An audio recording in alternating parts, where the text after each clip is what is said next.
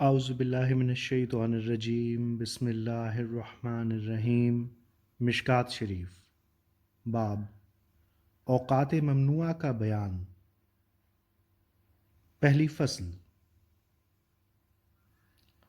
حضرت ابن عمر رضی اللہ تعالیٰ عنہ سے روایت ہے کہ رسول اللہ صلی اللہ علیہ وآلہ وسلم نے فرمایا، نہ قصد کرے ایک تمہارا آفتاب کے نکلنے کے نزدیک کہ نماز پڑھے، اور نہ آفتاب کے ڈوبنے کے۔ اور ایک روایت میں یوں ہے کہ فرمایا حضرت صلی اللہ علیہ وآلہ وسلم نے، جس وقت آفتاب کا کنارہ نکلے نماز کو چھوڑ دو یہاں تک کہ خوب ظاہر ہو، اور جس وقت غائب ہو کنارہ آفتاب کا چھوڑ دو نماز کو یہاں تک کہ خوب غائب ہو، اور نہ قصد کرو اپنی نمازوں کا آفتاب کے نکلنے کے وقت اور نہ غائب ہونے کے وقت، اس واسطے کہ آفتاب نکلتا ہے شیطان کے دو سینگوں کے درمیان۔ روایت کیا اس کو بخاری اور مسلم نے۔ حضرت عقبہ بن عامر رضی اللہ تعالیٰ عنہ سے روایت ہے کہ رسول اللہ صلی اللہ علیہ وآلہ وسلم ہم کو 3 وقتوں میں نماز پڑھنے سے منع فرماتے تھے، یا دفن کریں ہم ان میں مردوں کو اپنے وقت نکلنے آفتاب کے یہاں تک کہ ظاہر ہو، اور دوپہر کے قائم ہونے کے وقت یہاں تک کہ مائل ہو آفتاب، اور اس وقت کے ڈوبنے کی طرف مائل ہو یہاں تک کہ ڈوب جائے آفتاب۔ روایت کیا اس کو مسلم نے۔ حضرت ابو سعید خدری رضی اللہ تعالیٰ عنہ سے روایت ہے، کہا کہ رسول اللہ صلی اللہ علیہ وآلہ وسلم نے فرمایا، نہیں نماز صبح کے بعد یہاں تک کہ بلند ہو سورج، اور نہیں نماز پیچھے نماز عصر کے یہاں تک کہ غائب ہو آفتاب۔ روایت کیا اس کو بخاری اور مسلم نے۔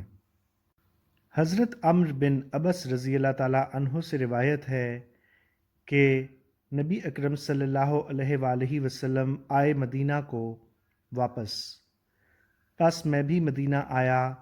میں حضرت صلی اللہ علیہ وآلہ وسلم کے پاس داخل ہوا۔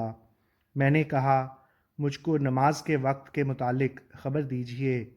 آپ صلی اللہ علیہ وآلہ وسلم نے فرمایا، صبح کی نماز پڑھ، پھر بند رہ نماز سے جس وقت آفتاب نکلے یہاں تک کہ بلند ہو، اس لیے کہ تحقیق آفتاب نکلتا ہے جس وقت نکلتا ہے شیطان کے 2 سینگوں کے درمیان سے، اس وقت اس کو کافر سجدہ کرتے ہیں۔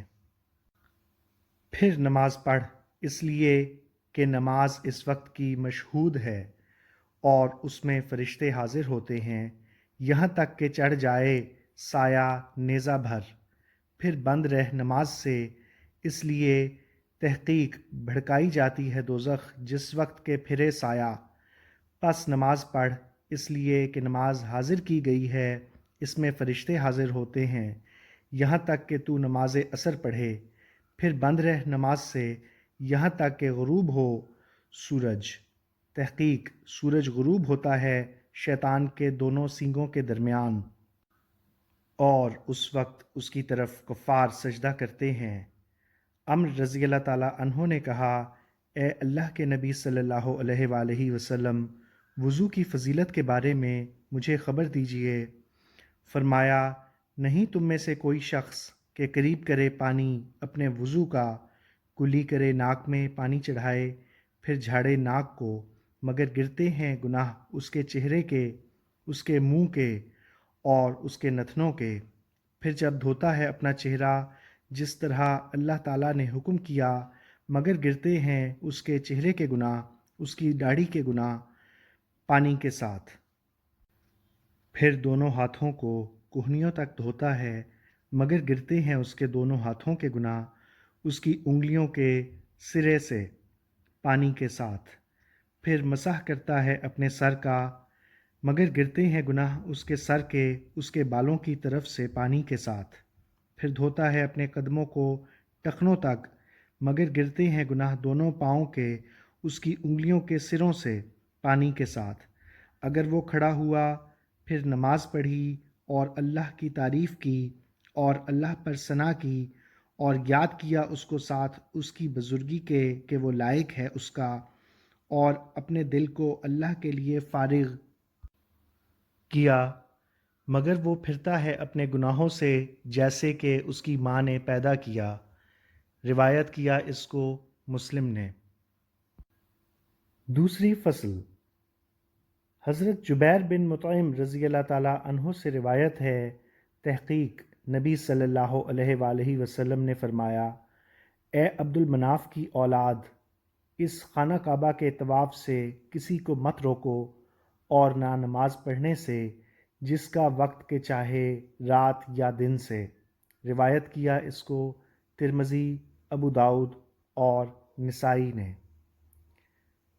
حضرت ابو ہریرہ رضی اللہ تعالیٰ عنہ سے روایت ہے، تحقیق نبی صلی اللہ علیہ وآلہ وسلم نے منع فرمایا دوپہر کے وقت نماز پڑھنے سے یہاں تک کہ سورج ڈھلے، مگر جمعہ کے دن۔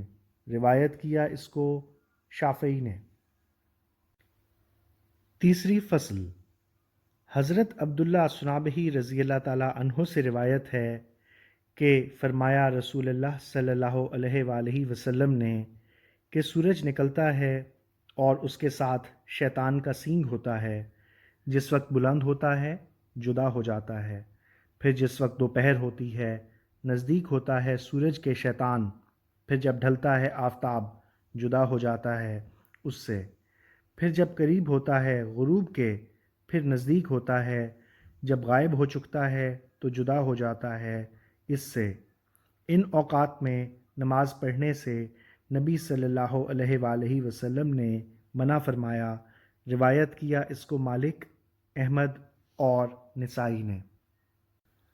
حضرت ابو بصرہ غفاری رضی اللہ تعالیٰ عنہ سے روایت ہے، کہا ہم کو رسول اللہ صلی اللہ علیہ وآلہ وسلم نے مخمس جگہ میں عصر کی نماز پڑھائی، پھر فرمایا، تحقیق یہ نماز لازم کی گئی تھی ان لوگوں پر جو تم سے پہلے تھے، انہوں نے اس کو ضائع کر دیا۔